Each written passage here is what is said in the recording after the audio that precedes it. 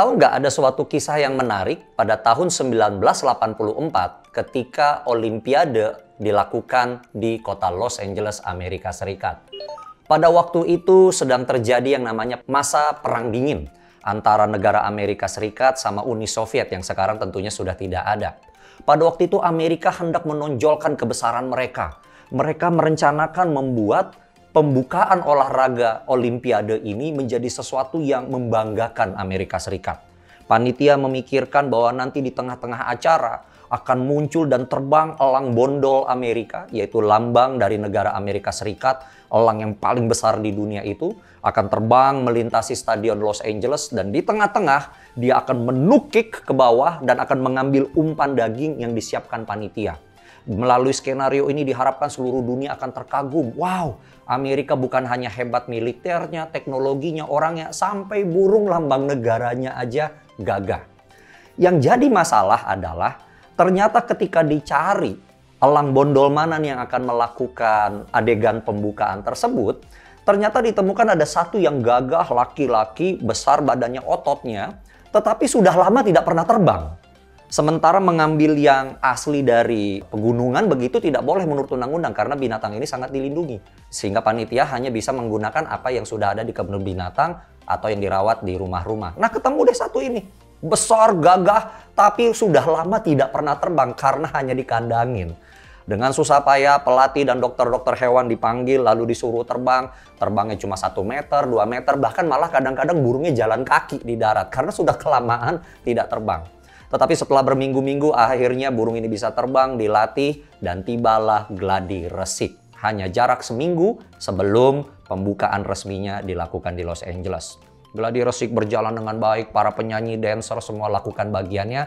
Lalu tibalah bagian di mana elang bondol ini akan terbang dengan gagah di atas stadion dan turun untuk menyambar daging yang diletakkan di tengah stadion. Burungnya dilepas, elang ini segera terbang. Dia menukik, lalu dia menukik ke bawah. Setelah naik ke atas, dia ke bawah, ke bawah, ke bawah, ke bawah. Ternyata bukan daging yang diambil. Burung ini ternyata sudah mati di tengah udara sehingga dia jatuh ke tengah stadion. Semua bingung. Loh, kok burung perkasa ini bisa mati? Apa yang terjadi?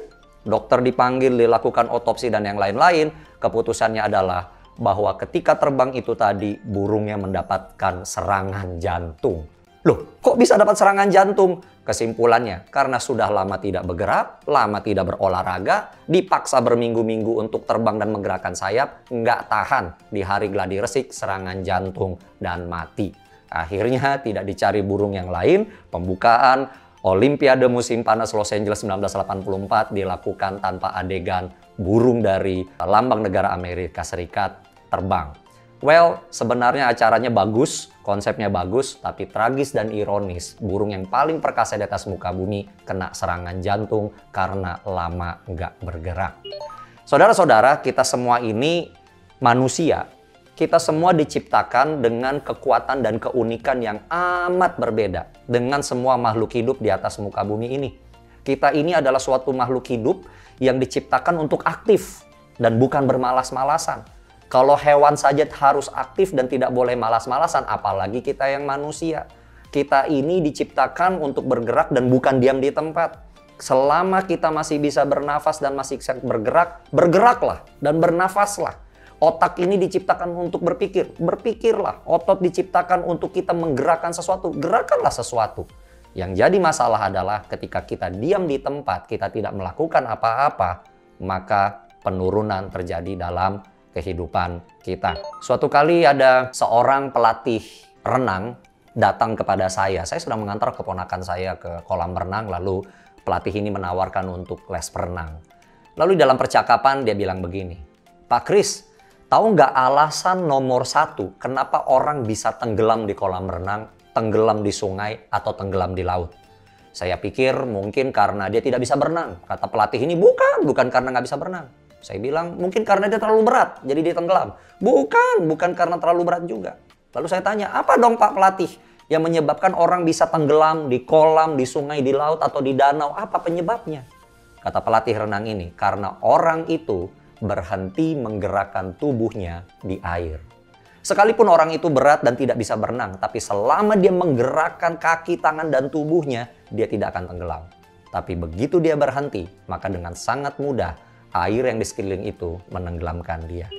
So, saudara-saudara sekalian, apapun yang terjadi, yuk jangan diam di tempat, tetap bergerak aktif, tetap berpikir, jangan diam di tempat. Karena waktu kita bergerak dan waktu kita berpikir, kita maju terus, percaya ada hasil-hasil yang luar biasa dan positif kita dapatkan. Saudara-saudara sekalian, tetap hidup, tetap semangat. Saya Chris Silitonga, salam peduli Indonesia. Bagi Bapak Ibu yang ingin berpartisipasi dalam pembangunan 100 sekolah di Indonesia Timur, Bapak Ibu bisa melihat caption di bawah ini atau scan QR Code. Dan saya mengajak kita untuk mengambil partisipasi ini. Silakan di-share klip-klip motivasi dan klip-klip yang sudah memberkati hidup saudara. Dengan dukungan Bapak Ibu, kita akan menjangkau anak-anak di luar sana lebih cerdas. Kita akan membangun, memberikan vitamin gratis, memberikan sekolah gratis, mewujudkan mimpi mereka menjadi kenyataan. Tidak ada anak yang bodoh di Indonesia, hanya saja mereka tidak mendapatkan kesempatan. Salam peduli Indonesia.